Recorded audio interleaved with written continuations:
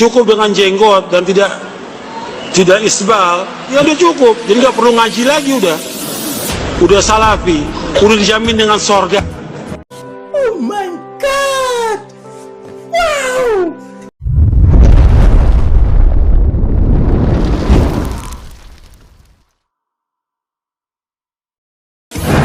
Ya, ini beberapa hari ini saya dicaci maki terus, Pak, dan saya senang-senang aja. Ya. Kenapa? Karena kita ngerasain mereka transfer amal, karena ada kesalahan dalam cara mereka dalam berkomunikasi, memahami kata-kata kita. Ya. Lain waktulah saya cerita ya. Jadi ke depan ini saya kabarin aja ya. Akan ada perang, tapi bukan perang militer dalam waktu dekat, tapi perang ideologi dan teologi. Nah, ideologi sudah mulai luntur nih.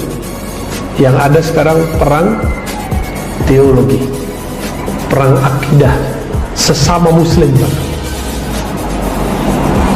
Saya berharap jamaah kita bisa tahu jalannya, dia ahlus sunnahnya bersanad atau tidak ya.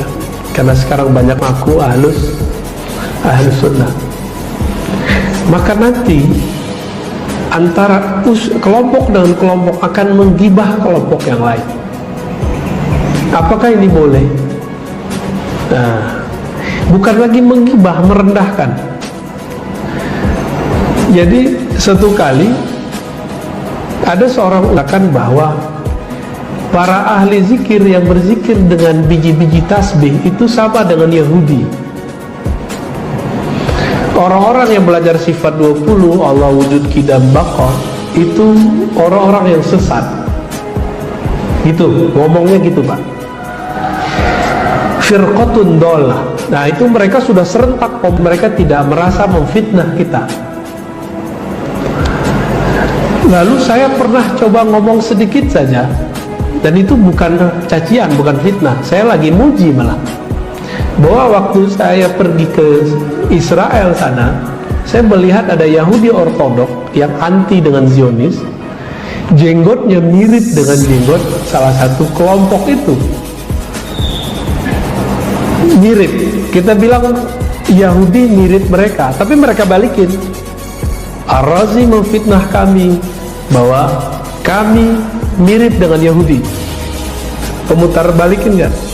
Karena komunikasi mereka nggak beres. Jadi kita ini sudah dibenci lama, cari momen dia untuk menghancurkan ya.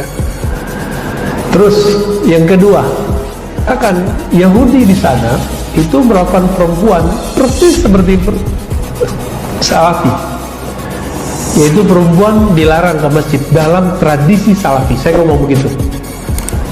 Saya dijawab, Pak. Mereka ngomong, apa kata mereka? Oh, Syekh Soleh Fauzan tidak melarang ke masjid, tapi dianjurkan di rumah. Oh, semua dalil itu mah Syekh Soleh Fauzan pakai dalil itu mah Rasulullah. Tapi ada nggak Salafi yang mengizinkan istrinya sholat di masjid? Ada nggak, Pak? Coba lihat, kan nggak ada. Walaupun fatwa ulamanya tidak dilarang, nah kita ngomong dari atau ajarannya, tergantung dia milih yang mana. Itu kemudian mereka menyerang kita ya. Saya jelaskan begitu. Jadi mereka sudah mulai, Pak. Setiap hari hampir 1000 kali saya dicaci maki oleh mereka, dan kita nggak merasa difitnah, biasa aja. Kita coba ngomong begitu, itu emosinya bukan main. Saya pegang tasbih, disebut mirip Yahudi, saya nggak marah, Pak. Ya. Tapi giliran Yahudi kita katakan itu pujian, karena jenggotnya Yahudi ini mirip dengan jenggotnya Sayyidina Harun. Pujian nggak tuh? Mereka kemudian memotong video itu dan dijadikan sebagai cara untuk mencaci maki kita. Jadi sekarang ada gerakan caci maki berjamaah setiap hari, ya, setiap hari. Dan saya harap teman-teman tidak terpancing ya, jangan balas mencaci maki lagi, santai aja kita ya. Kita mau balas dengan keilmuan aja.